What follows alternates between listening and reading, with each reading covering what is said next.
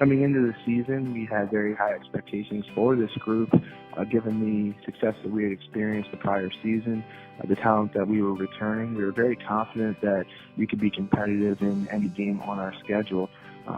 We went out and scheduled a very difficult week one opponent in Westminster.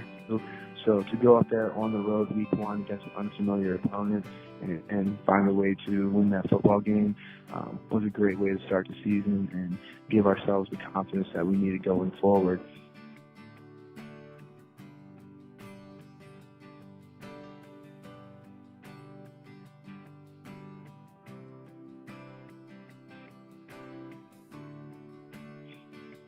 Over the next 3 weeks, we knew that we would be playing some very difficult in-county opponents in Meade, Annapolis, and then finally Arundel.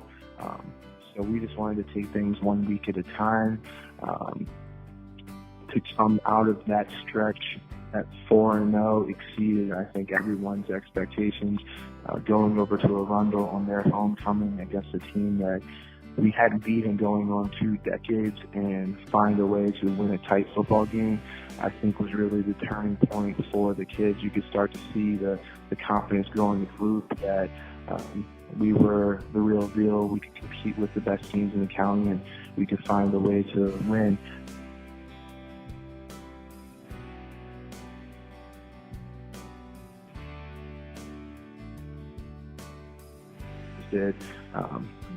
It's always emotional coming off of a big win against a team like Arundel that you hadn't beaten in a very long time. So we were a little bit concerned that there will be a letdown against teams that weren't as successful as Arundel had been in the past and had not given us the problems that they had.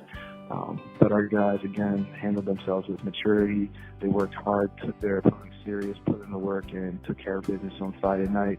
That set us up for a very big matchup with Broadneck again on the road over there.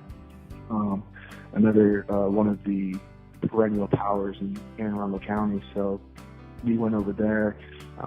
They were obviously very motivated by the defeat that we gave them the year before.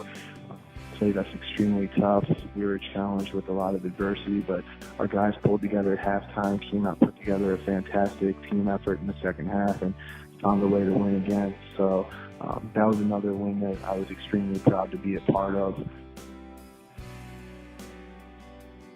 With Old Mill, we were going into our biggest matchup of the season up to that point. It was a high-pressure situation, more so than we had really experienced in the last couple of years with these guys. So we were interested to see how they would respond when they got out there and the lights came on and the ball was kicked.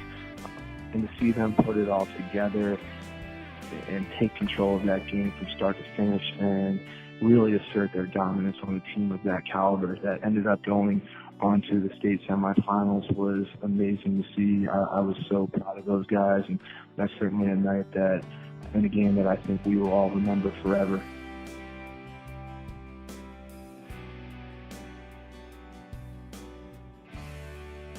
So to have the opportunity to go down to the corner after the game, as we do each week, and be presented with that county championship plaque was an extremely emotional experience for not only the players but the coaches as well. So that was the culmination of 4 years of hard work, the realization of a dream. It almost felt like you were living what you would see in a Hollywood movie. Just an incredible night.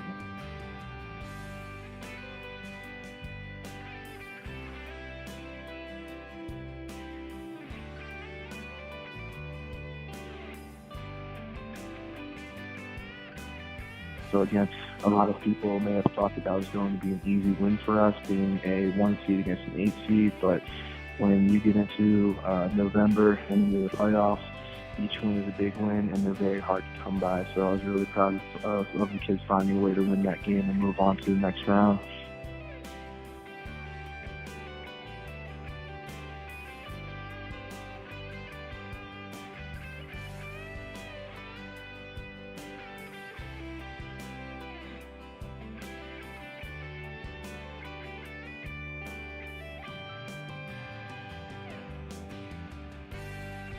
We went into the second round playoff game against Arundel. Unfortunately, a little shorthanded, but that comes with the territory of playing football over 11-week span.